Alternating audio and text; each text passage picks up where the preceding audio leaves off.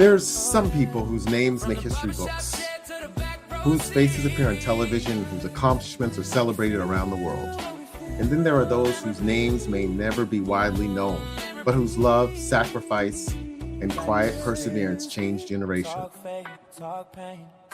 Today's guest reminds us that history isn't only made by presidents, activists, or celebrities. Sometimes history is made by a grandmother who faithfully writes letters to her grandson. A woman who, with an 8th grade education, who understood something that many of us overlook, that words of encouragement, consistency, and unconditional love can shape a life just as powerfully as wealth or fame. Welcome to Black Men Speak, the podcast whose ordinary Black men share extraordinary stories that educate, inspire, and challenge us to think differently about leadership, family, purpose, and legacy. I am your host, Keith Dent. Today, we honor to welcome author Walter Pryor, whose memoir, This Leaves Me Okay, Race, Legacy, and Letters from My Grandmother. It's far more than a family history. It's a journey through the American story. One told through the eyes of a Black family that endured poverty, racism, loss, faith, perseverance, and hope. Walter takes us from the rural South of the early 20th century to the opportunities and challenges of today, showing us how each generation builds a bridge for the next. At the heart of this story is his grandmother, Lucille, whose handwritten letters became an enduring reminder that love isn't always expressed through grand gestures. Sometimes it's found in simple words, written on paper, faithfully mailed week after week, year after year. So whether you're thinking about your parents, your grandparents, your children, or the legacy you're building, right now, I hope this conversation inspires you to reflect on the shoulders you're standing on and the foundation you're creating for those who will come after you. This is a conversation about remembrance. It's about gratitude. It's about resilience. And ultimately, it's about hope. So can't wait to get into it. But first, I'm just going to give you a little bit about our author, Walter Pryor. Walter is a product of the South, the Black church, and a strong family unit of resilient, formidable women. He is a cum laude graduate of Hendrix College, the only Black student in the college's history to have been awarded the President's Medal. And he's also a graduate of Georgetown University Law Center. Pryor's professional career has spanned a myriad of sectors in the legal arena, including large and small firms, the U.S. Department of Justice, Capitol Hill, corporations, higher education, and mission-driven bank, Southern Bank Corp. So I can't wait to really get into our topic today. Let me just bring them up. Walter, welcome to the show. Thank you so much, Keith. I'm really honored to be here with you. Glad you're really here. I really appreciate it. So let's just get into it. So the title of your book is deeply moving, and even the cover is just it's fantastic. What does the phrase "this leaves me okay" represent in your life and in your family story? So it's interesting that we start there, because as I was writing the book, I chose "this leaves me okay" because it's a line that my grandmother used to write in her letters to me. And I wasn't sure that was going to be the title, but that was my working title. And I figured I'd give it a different title once I finished it. And the true title, I guess, came to me. And as I, studied my grandmother's life, as I learned more about her and almost shared experiences with her by recounting them, I came to realize that "this leaves me okay" served a lot of different functions. So, for example, she would always write that in her letters. And there were times where I would imagine that she was encouraging herself, and she might not have necessarily been okay, but it was like a mantra. I think there were times where it may have been a prayer that I would be okay, even if I might not be okay. I think there are times it functioned as almost a statement of resistance, and just to acknowledge for herself that in spite of everything else that's going on, she was fine and she would be okay. So I think the phrase itself can serve any number of purposes, but it one was an interesting kind of line for someone who isn't very well educated, who only has an 8th grade education, would choose to include that in her letters. And so it came to mean a lot to me. And I appreciate the fact that you find it moving, because it certainly carried a lot of weight for me in her letters over the years. Absolutely. And so one thing that I found greatly impactful is that, your grandmother had only an 8th grade education, yet she faithfully wrote letters for decades. What do you feel the letters teaches us or taught you about love, connection, and legacy? First of all, I have to acknowledge that it's unusual, right? That a Black woman born in 1915, Jim Crow South, Arkansas, made most of her working life, would take up the habit of writing letters. I mean, it's not like there was something encouraging her to do it. And it's not like her education would have promoted that.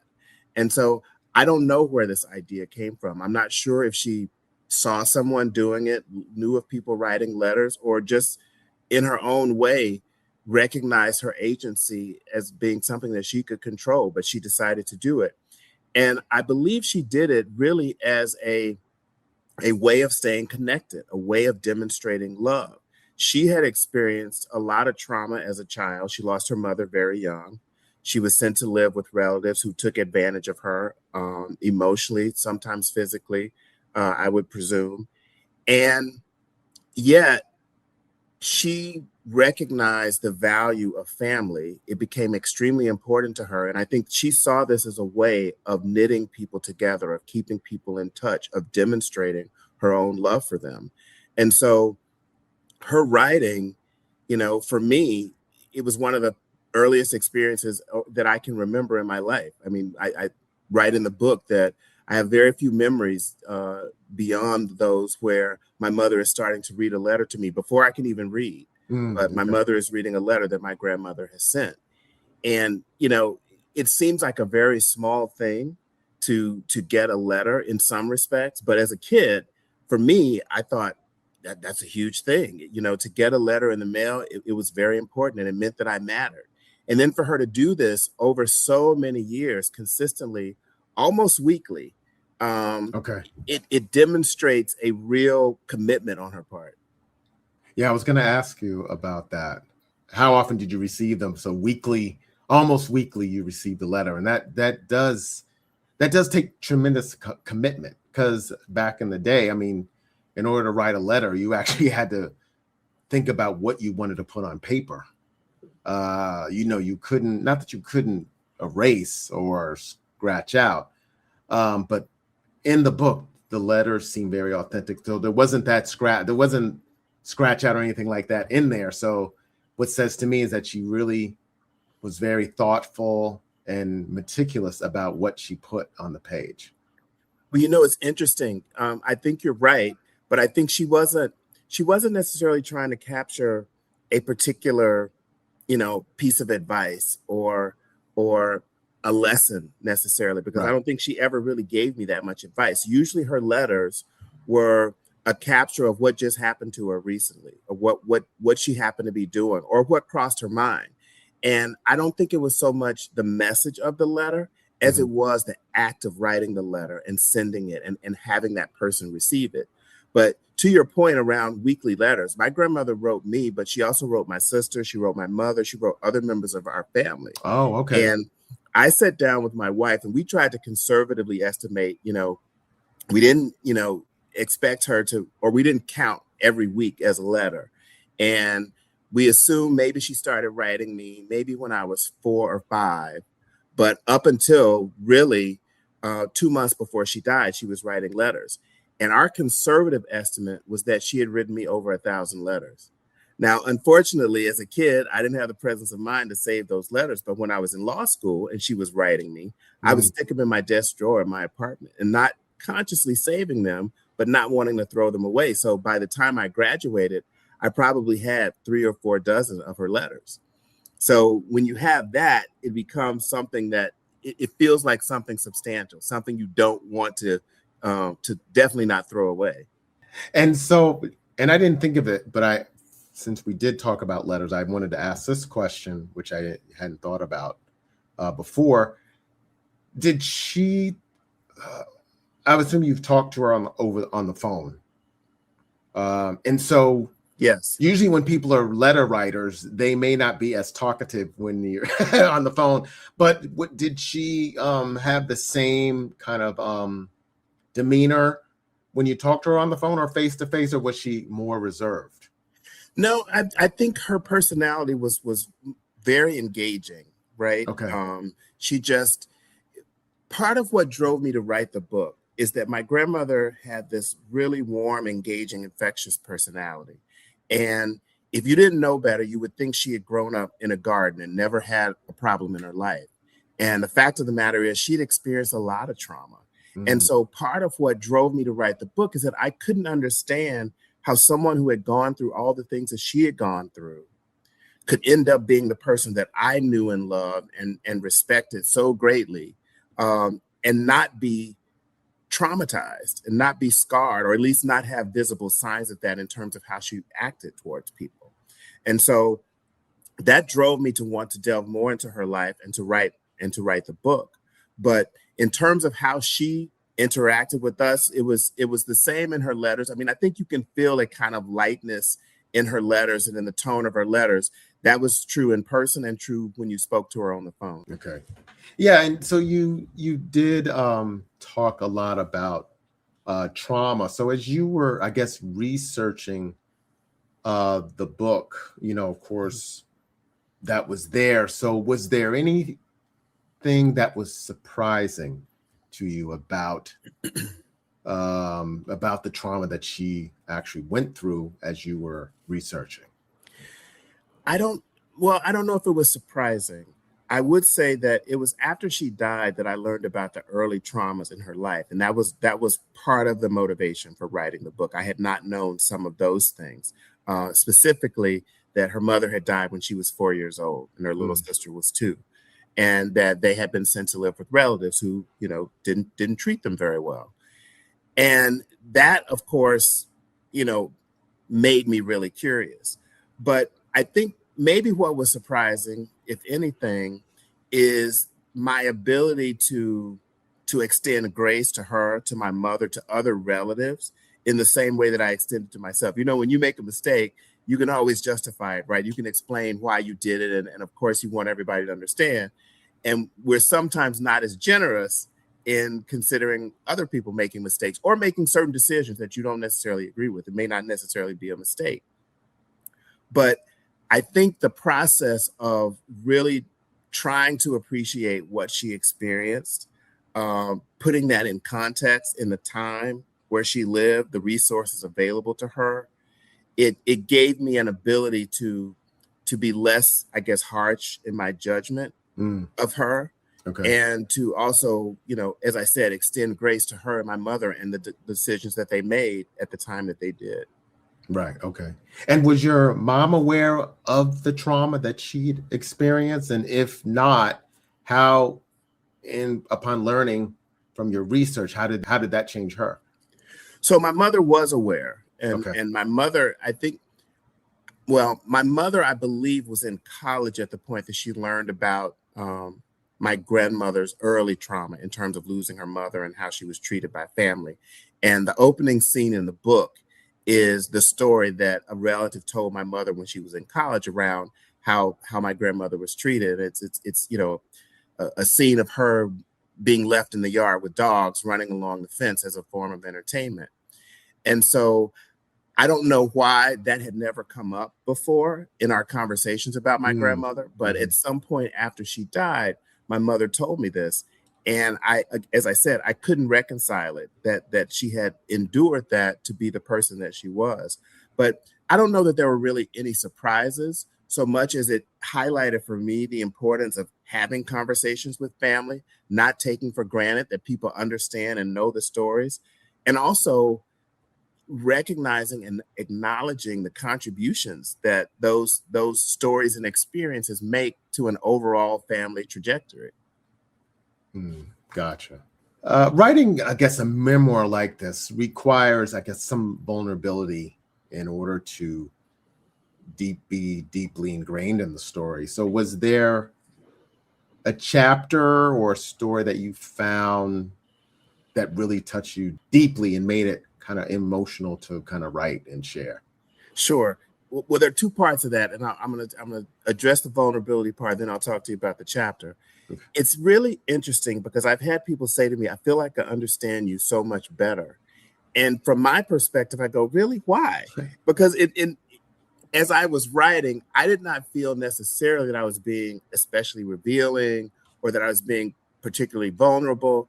And I think it would, I don't know if that's, some kind of protection feature or something you do to be able to continue writing, but I did not consider myself being all that exposed. And I suspect had I known, I might have, been a bit more guarded about what I said. But I felt like I was more telling my grandmother's story than my own, right? And so I didn't feel like I was being vulnerable necessarily. Although I realized in hindsight that I probably was, and I tell a lot of, I don't know if you want to call them family secrets, but family dynamics that I guess people don't generally talk about. But it wasn't until I was done that I realized, okay, I guess some of these things might be embarrassing to people or compromising to some degree. And thankfully, my family was supportive, my mother was supportive, and so we didn't have the issues of trying to decide, do I keep it or do I not? So to whatever degree I was vulnerable, it wasn't because I started out trying to do so or I was being particularly courageous and said, okay, I'm just going to be vulnerable anyway. I just happened upon it. In relation to your question about the chapter, the one chapter stands out for me significantly, and it was a very emotional chapter, but not because it was hard to write, but because it felt like as I was writing this, my grandmother was sitting next to me and it was just flowing through me. Like I wrote the book in a workshop, and the way a workshop, when you write a book, works is you'll do 10 or 15 pages every week. You submit it to the workshop leader who shares it with 3 or 4 other writers in your group. It's the same group that you're with over an extended period of time. Everybody comments on each other's writing, and then he comments, and you kind of adjust your writing, or you may change perspective or take a different approach or what have you based upon that feedback. Well, there were times where it was just hard to get anything on paper. I don't know how, I didn't know how to get beyond the writer's block, and it was very difficult. And then sometimes it just kind of flowed. Well, chapter 17 was one of those chapters that just kind of flowed. And it really did feel like this almost spiritual experience, because the chapter itself is capturing a moment in my grandmother's life when she's in her room, she's quilting, and she's being very, very reflective about her life.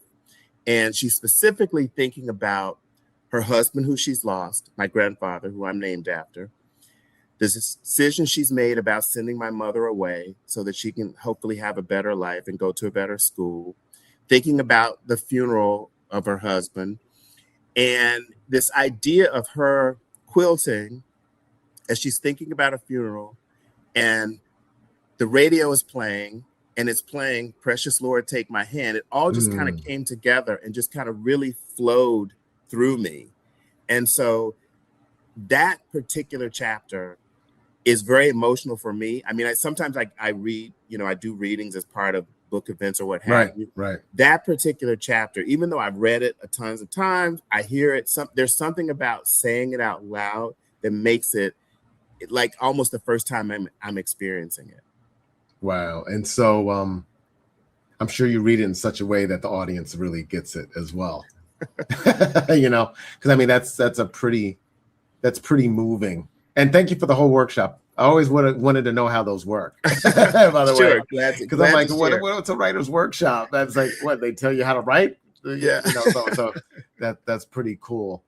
And so in the book, it's clear that your grandmother's a hero, and you explore that heroism rather than focusing on a famous character. So, or why did you feel you wanted to take that slant as opposed to, focusing on something else to write about? Sure.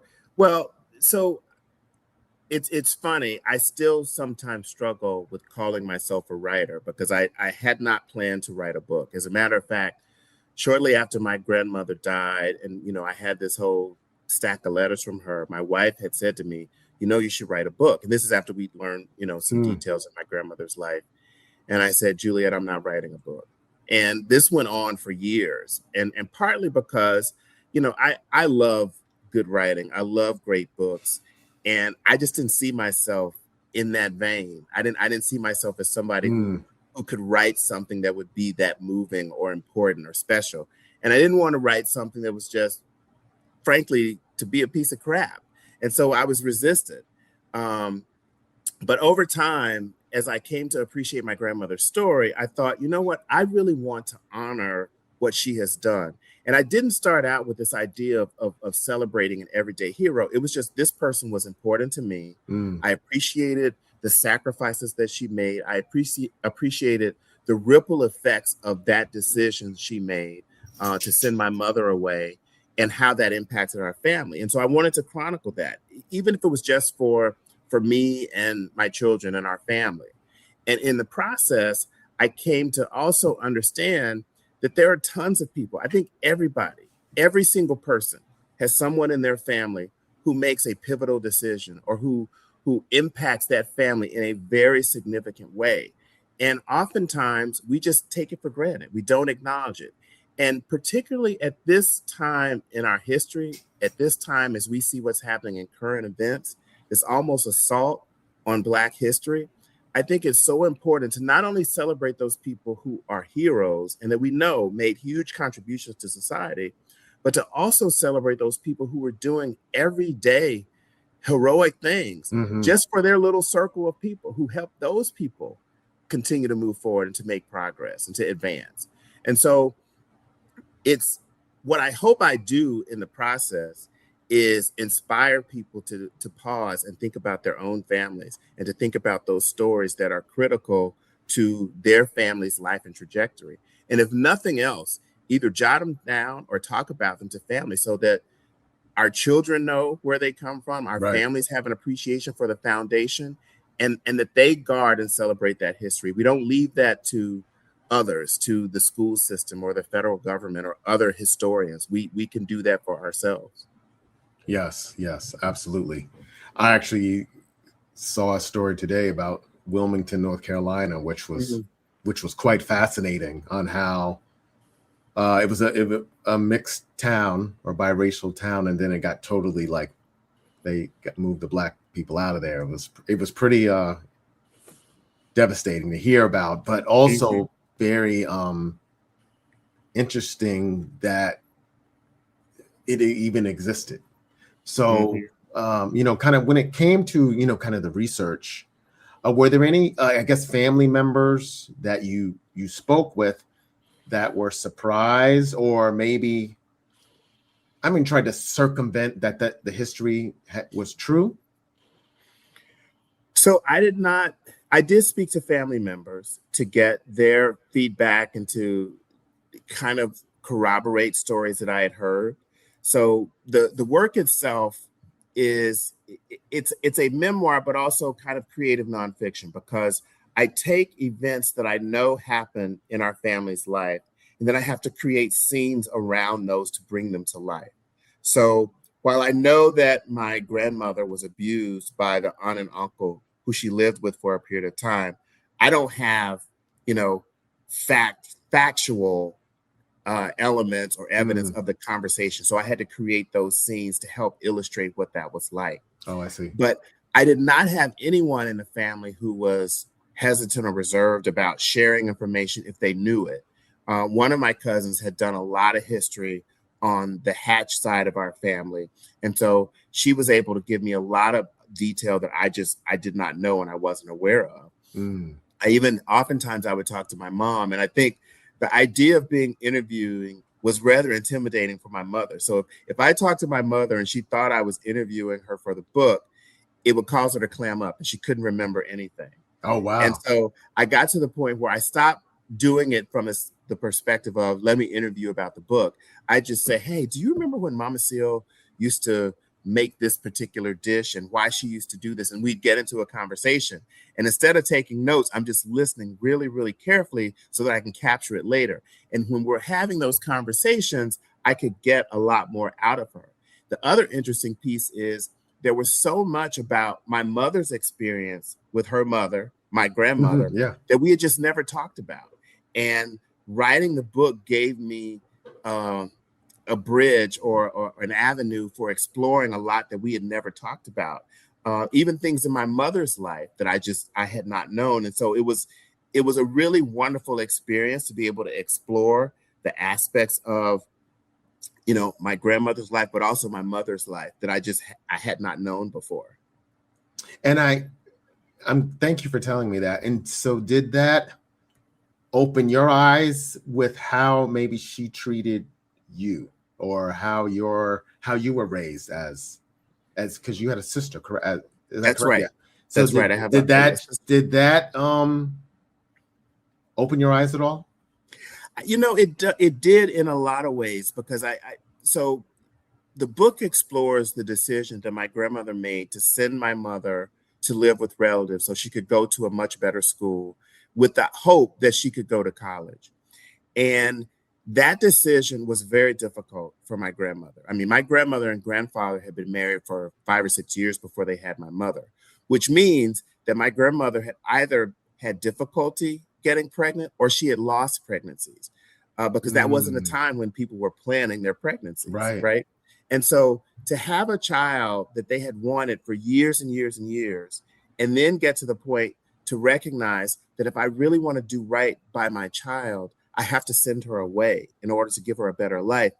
It's heartbreaking to imagine her having to make that decision. The decision itself created a tension, an understandable tension between my mother and my grandmother. My mother always felt given away. My grandmother always worried that my mother loved the family member she was sent to live with more than she loved her. And so, and that was something that I could witness. I could witness the tension, even though I know that they both loved each other dearly, and I witnessed their love for each other. I also witnessed the tension. And there were aspects of, I guess, the way that my mother parented me that I could tie to how her experience impacted her with her mother. And I think there are ways that I parent my children, either to emulate or to not emulate what I experienced. And so I think there is a through line from my grandmother's experiences to my mother to mine in terms of either generational trauma or benefit or what have you. There's definitely a connection. Gotcha. Yeah, absolutely. I love that. So you write also beautifully about generational progress and sacrifice. So one question I have, do you consider yourself your grandmother's, I guess, wildest dream? It's in some respects, I guess I probably do. And it's funny because that came up in one of our writing workshops, and we were talking about just, I don't know, something I had done or something my kids were doing. And I think it was my workshop leader that, you realize you must be your grandmother's wildest dream, which started me to write one of the essays in the book that, it's generally, the book is structured as a narrative of my grandmother's life, and it's punctuated with these various essays that kind of create a more direct conversation between her life and my life. And so my grandmother, her goal, her dream was for her daughter to graduate from college. I don't even know if she thought beyond the point of what might happen when her daughter graduated from college and how that would impact her grandchildren or her great-grandchildren. But I'm so grateful that my grandmother lived to not only see her daughter graduate, she saw me graduate from college, my sister graduate from college, my sister graduate from graduate school, me graduate from law school. And I don't know that any of us at the time tied that back to the decision that she made to sacrifice her relationship with her child so that her daughter could go to college. But it absolutely is the starting point and that pivotal moment that changed everything going forward. Okay. One thing and it might be in there, if it is, forgive me. But did you write back? So I did occasionally write back. I don't know that it explicitly talks about that in the book, but for example, there's one of her letters where I think she says, "Thank you for my letter," or "Thank you for my birthday card." And so when I was really little, and when my sister and I were little, my mother would sometimes say, "Okay, you're going to write your grandmother, so let's go sit down." And we'd sit down and, in our little, first grade, second grade paper, write out little letters and send them to her. And at one point, we had actually discovered some of the letters that she had saved. And unfortunately, those were kind of lost over the years. But we did occasionally write to her. And even as an adult, I would try to carve out time. I was not great at it. I certainly was not as good as she was at sitting down to having the discipline to write regularly. But I always was repaid, many times over when I sent her a letter, because she was always so grateful and happy to get them. Okay. Okay. And I'll have another question about letter writing at the end, but I just wanted to ask if it was a reciprocal thing, that somewhat. I mean, yeah. Obviously when my mother was saying, "Okay, we're going to write her," of course we sat down and do it. And then of course you get to junior high school or high school and there's activities and there's other stuff, and you find all kinds of things to do other than that. But you're like, "Okay, Ma, I'll get to it." Right. Eventually. Yeah, I'll get to it. Exactly. I'll get to it. So the book highlights, of course, the strength of Black women. It was very evident in the book. So what did your memoir and writing it teach you about the often unrecognized contribution of Black mothers and grandmothers? It's interesting that you asked that question at this point in time, because, again, we're seeing this kind of shift to a place of intolerance in society, and a shift towards racial intolerance and racial tension. And the anchor in so many of our families has always been Black women, who are at the lowest point on the totem pole, if you're considering, the hierarchy of society, but who carry the greatest weight in really, solidifying and providing a foundation for Black families. And I don't know that it was revelatory for me, more so than it was just to see an example in my own family, in my own grandmother, the dynamic that we see across time, across history, and the role that she played in shaping the future for our family in the same way that so many Black women do and continue to do for their family. And even in this moment, when you look at the strength of Black women in terms of how they're showing up politically, how they're showing up socially, how they are an example of resilience, it's a really timely lesson. And I'm glad that my book touches upon that. I had no sense of when the book would actually come out or if it would even be published, but I'm really glad that it helps focus our attention on the role of Black women, because I think it continues to be undersung even as we are acknowledging it more. Yeah, absolutely. We're very strange times in our kind of country. And I think especially for our younger people need to lean more on their mothers and grandmothers' stories in order to get a true sense of really what happened in the past, and which they can use for the future. Because I think the history that we tend to know or talk about is being kind of wiped away. So, I completely agree. Yeah. And I found that it's, in addition to those particular historical things that we learn from it, it also teaches us lessons in resilience, right? My grandmother did not have a model for sending a child to college. She just knew that's what she wanted. And at the time, I don't think she knew anybody in our family. I don't think we had anybody in our family who had gone to college. Now, by the time my mother graduated high school and was going, there were other people in our family who had gone to college. But at the point that she made the decision to say, "I'm sending this child to live with this sister cousin so that she can go to a great school," she didn't have that model. And she's living at a time mind you, she's born in 1915. So it's Jim Crow, Arkansas. It is the height of, discrimination, segregation, threat to the very existence. And yet she has the audacity to dream and want to make this happen. And so she does it. And she didn't have, a civil rights movement at the time to look to. She didn't have the election of a Barack Obama to look to. And so a lot of what she was able to do, it was based upon her belief, her faith, her resilience to withstand what was happening around her. And so the lesson I think for us now is a lot of our young people are very disillusioned by what's happening in society, but they do have the history of a civil rights movement. They do have an election of Barack Obama. So my hope is that, things were so much worse for my grandmother, and yet she was able to maintain a level of faith and hope and resilience.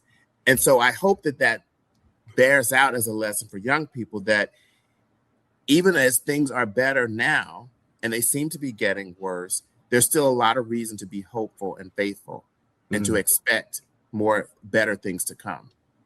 Right. But one thing, which is why your book is so beautiful, we don't really have hear stories of everyday people doing extraordinary things, because just the way our society is, those figures, they seem like larger than life figures, because we don't necessarily hear about the struggles of how they got to where they were, unless we read their biography or things of that nature, because of our short attention spans, we just get the quick and dirty stories of how they got to where they were, and not necessarily the small victories of working within their towns or local governments and things of that nature. So that's why I think your book resonates very deeply. Well, thank you for that. So I guess in today's climate, and we just kind of touched upon it, but I want to make sure if there's nothing else, what do you want readers of all backgrounds to gain from your family story? What I really hope is that people pause and look to their own family histories and consider who are those sheroes and heroes in their family's life who they should be acknowledging, who they should be celebrating, who they should be teaching to their children. Because I do believe that there is someone in every family, and sometimes several people in every family, who make these really amazing decisions, or who are able to withstand significant obstacles and traumas to contribute to the family's progress moving forward.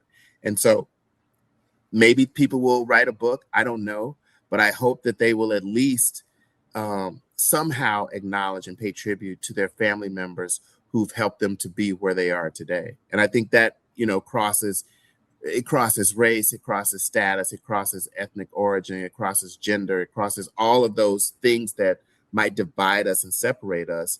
I think we all recognize that, we don't get to where we are by ourselves. We stand on the shoulders of others. And so acknowledging that, I think, is really important. And that's what I hope I inspire people to do. Great. And I think what you said earlier, that your grandmother would write to your wife. Is that right? Well, she did. She wrote to my wife.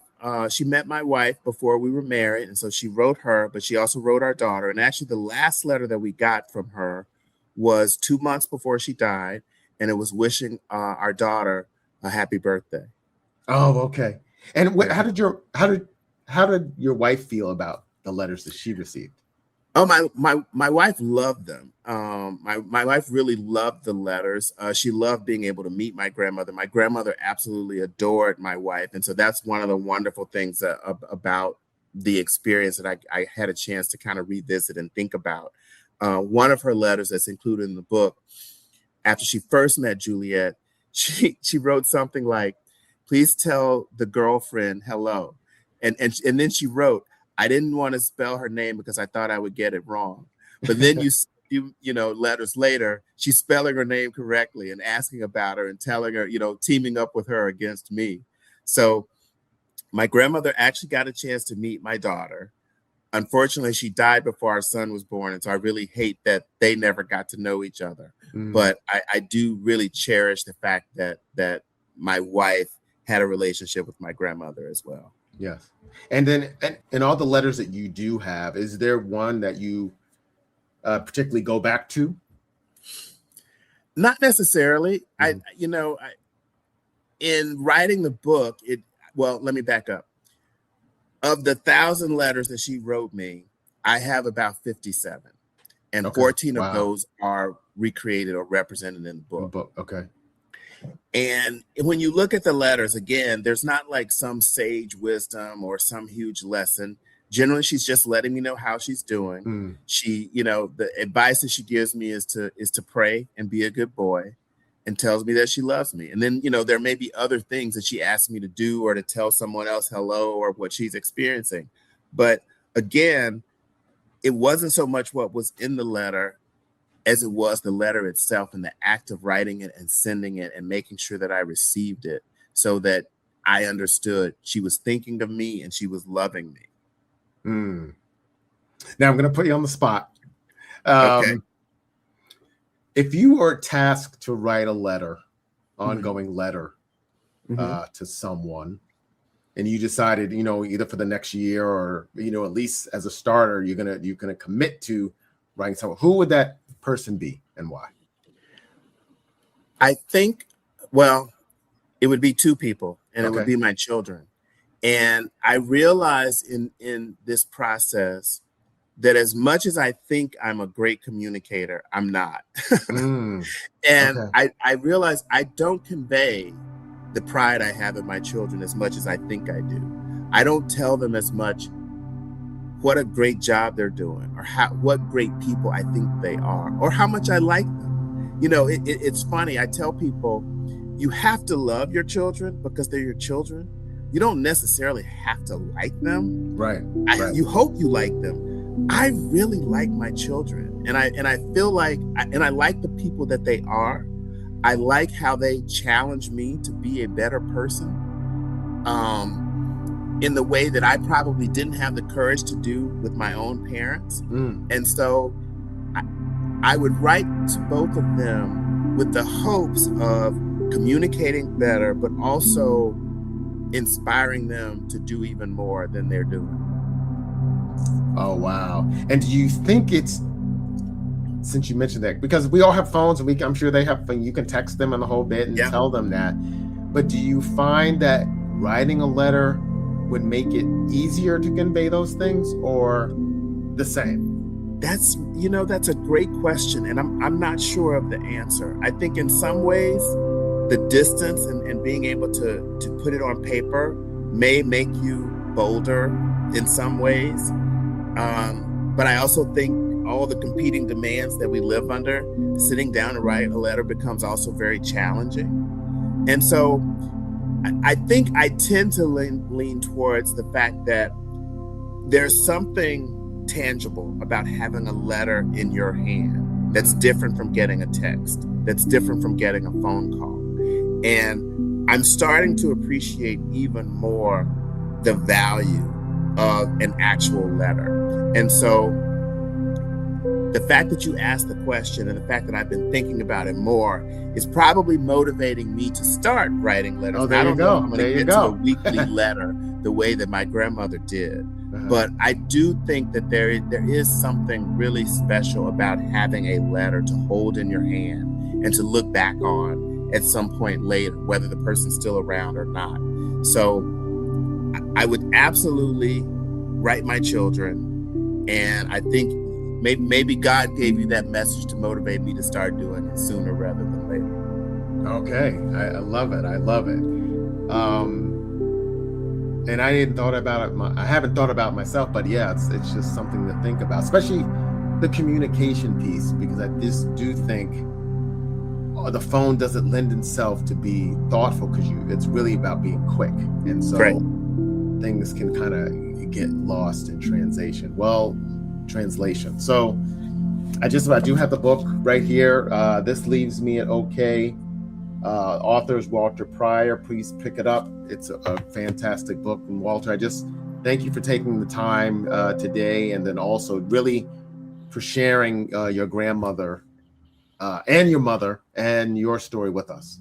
Well, Keith, I really appreciate it. I'm so happy to be here to share with your listeners, and I appreciate the thoughtful way that you both read the book and asked me about it. It's been a really delightful conversation. Great. Our families, no matter what they have done, can have a legacy that they can share with us. But it's our responsibility to get those messages. So hey, what better way than to write your parents or grandparents a letter, and they'll probably write back. As always, thank you for tuning into Black Men Speak, where we elevate conversations, empower perspectives, and amplify the voices of Black men who are building, leading, and redefining what's possible.